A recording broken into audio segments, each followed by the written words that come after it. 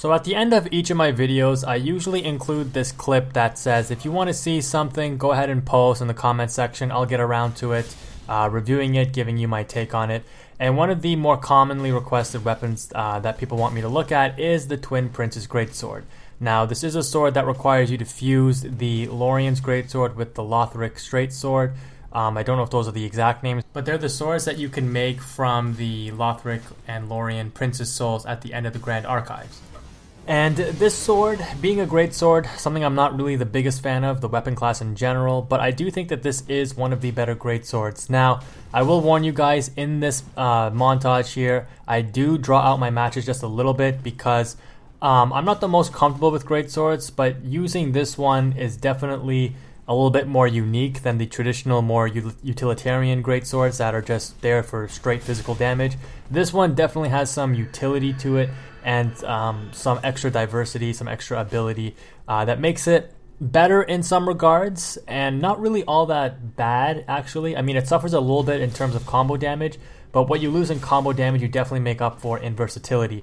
Now, this was the first match I played with this weapon, and it's taking me a little bit of time, but I've already recognized that when I space out the Farron Greatsword correctly, when I notice that this guy jumping in isn't in range to actually catch me with the Greatsword, with the Farron Greatsword, I've done this twice, and I just did it right there, but I'm actually able to bust out the uppercut version of the weapon art, which is L2 and R2, and punish him quite severely.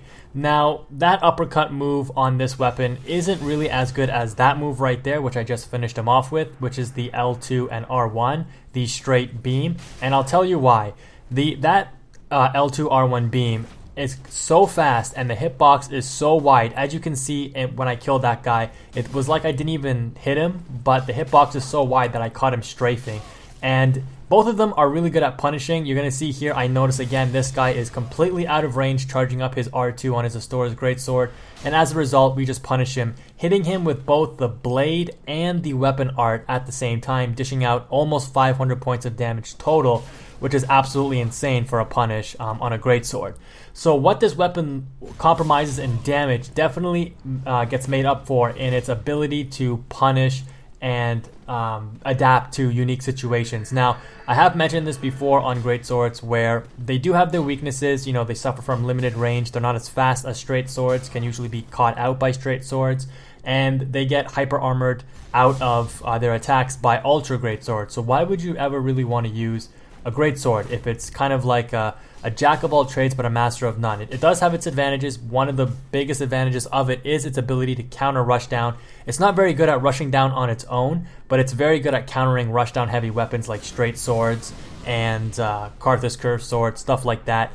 It can roll punish really well. Even though the range isn't the greatest, it is able to catch out rolls and punish them if you know how to time your swings correctly, or if you notice an opponent mistiming their own roll. And it's really good at that, and it can really capitalize on those mistakes by opponents. Now, this sword does capitalize on those strengths because while the weapon arts can be used to punish things like that, as you can see that guy being super aggressive and we were able to just catch him out for half his life, it adds some extra utility and diversity in how you can counter rush down. So instead of just throwing out the R1s for combos, you can also punish with the weapon art, as you just saw me do to this guy right here. But I'm actually going to be quiet for a moment as something kind of disgraceful happens. So just take a look at what's going to go down here in just a moment. It's kind of funny, just kind of.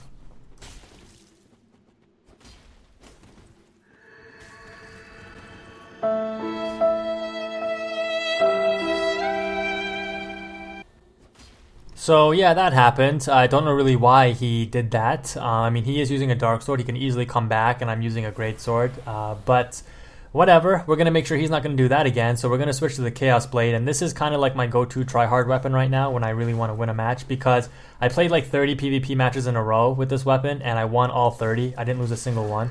I never got parried while using this weapon, even though enemies always try to parry me. And you're going to see what happens when this guy tries to parry me. It's kind of funny. But yeah, essentially I'm just going to let this match play out because I have nothing else to say to this guy. And I'll be uploading a video outlining why the Chaos Blade is so good and why it's, you know, you're really good on a build like this in the next video that I upload probably. These nuts. Got him! Got him!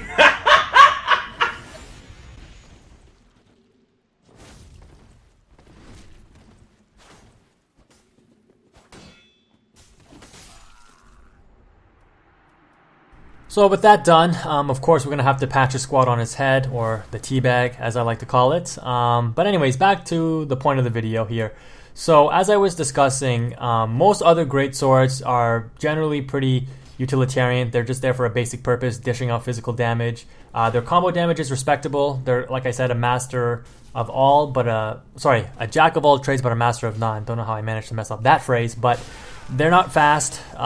They don't do as much damage as ultra greatswords. They're kind of in the middle of both. So usually, you know, on paper, it goes, if you go up against an ultra greatsword, you're going to get traded out, going to get hyper armored out, and you're going to get out damaged. If you go up against a straight sword, you're likely going to, you know, be outpaced, I guess you can say. The straight sword is way faster than a normal great sword, so you likely won't even be able to get your swings in if you're getting rushed down. But you know, the great sword, if you're able to see the rush down coming, you can counter it pretty easily, as you saw me do in the last couple of matches. Now, back to what strengths this weapon has. While it's good with countering the rush down, this particular sword, and why I think it's actually probably one of the better great swords in the game, if not the second best behind the Hollow Slayer, maybe even better than the Hollow Slayer, if you're looking for a more diverse weapon and not just a straight damage great sword, is the fact that it does have the ability to punish at range. Like I mentioned, that L2 into R1 beam, I'm just going to call it the beam, but that weapon comes out so fast, or that weapon art comes out so fast, and its ability to punish things is uncanny.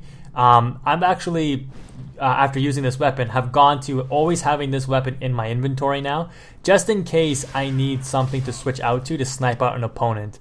As you can see here, usually it's going to hit people for just under 200 points of damage, which is really convenient when, you know, the enemy's on that last sliver of health, and, you know, you're not going to throw like 5 different throwing knives to try to catch him out.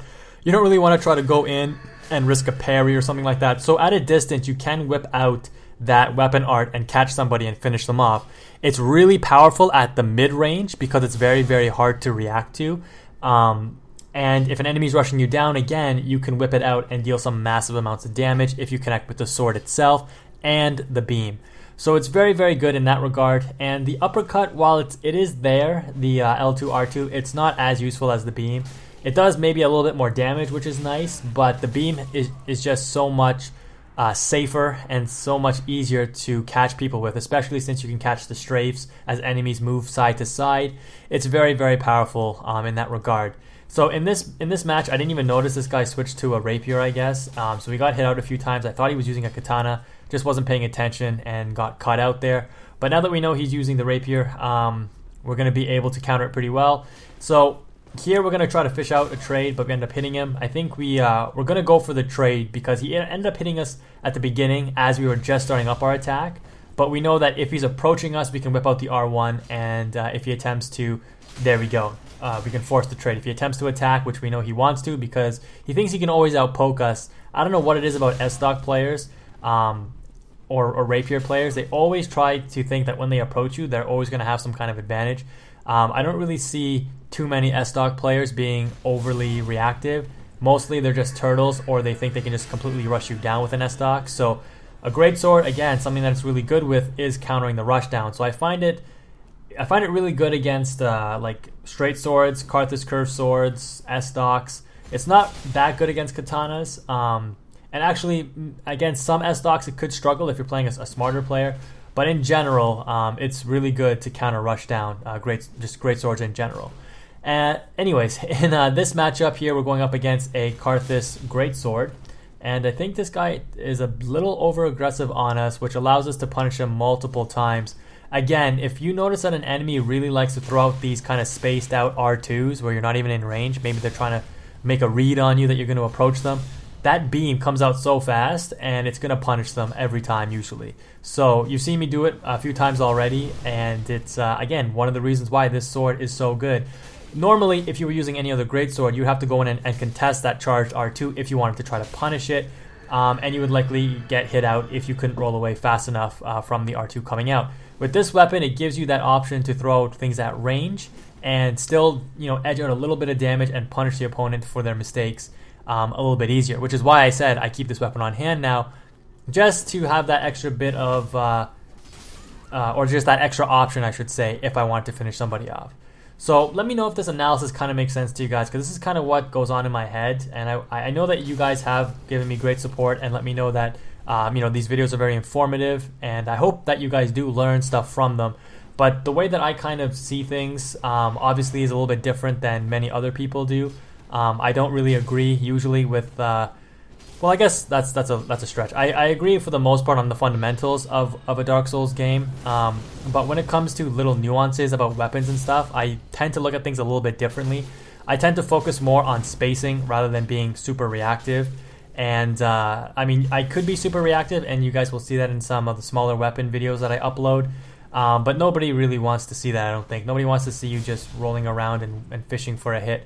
I prefer to talk about spacing and talk about weapon relevance in terms of basically baiting out your opponent and understanding how to control space in order to dictate the pace of the match. I never want my opponent dictating the matchup.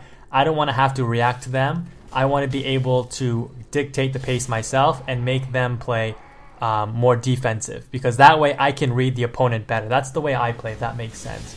I like to play that, and you guys have seen that if you watch any of my PvP videos, right? I like to play read-based, and you'll see me make a lot of those reads in my matches and just punish things that I know the enemy's doing, right? When I notice that, yeah, I'm being aggressive, I know the enemy's going to try to whip out something, go for a parry, that's why I just run around behind them and backstab them, kind of thing, right? And then if you run at them, you see them attacking, you roll away. You have so many different options when you control the space and dictate the match. That's probably why I don't really find Greatswords all that good in my personal opinion. Just because it is more of a weapon that you're going to play reactive with. You're not going to rush enemies down as much. It's more of a counter rush down and a space controlling weapon. It's not really a spacing weapon, if that makes sense. So you're going to be able to control the space in front of you, right? Obviously, as enemies come at you, you can definitely rip out the R1s. And I mean, this guy, again, like this is what I mean. I think he ends up switching to like the Karthus sword or something. He hasn't even hit me yet, right? And we have him down to half health.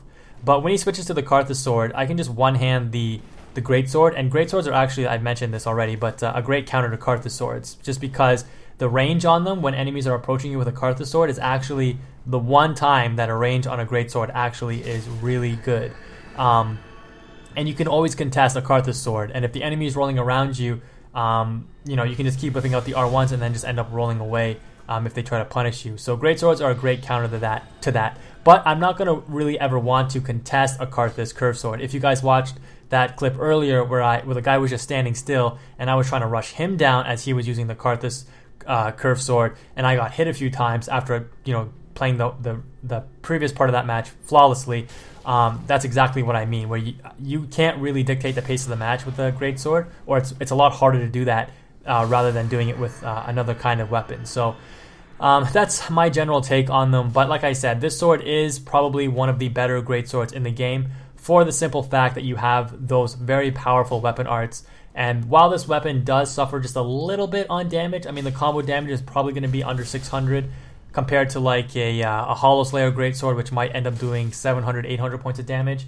But you trade off that damage for that versatility, for the access to those very powerful weapon arts, and it kind of evens out. And if not, it actually, I could say, would be better. I as a player, I personally prefer diversity in my weapons rather than just raw damage. It's why I often, for example, in my bleed build, I didn't really focus on maximum scaling. I focused on the versatility of my weapons, being able to rush enemies down and do what the bleed build is supposed to do, which is bleed opponents. So I know that that's where my damage was going to come from, and inching out every extra little piece of damage wasn't the most important as long as I did a decent amount. So that's just the general way that my mind kind of works. But this video is coming to a close. Let me know what you guys think. If you liked the video, please drop a like. It really helps. Subscribe if you like the content as well. Check the channel for more Dark Souls videos. I really do appreciate the support, guys. Let me know what you think. What I actually want to do next is maybe just do some live commentary over the next weapons that I do, just so that you guys can kind of see what my learning process is like. Maybe that'll help you understand the way I think and approach things a little bit better. Anyways, give me some feedback. Let me know what you guys think. Thank you so much. Love you all. Quantum is out.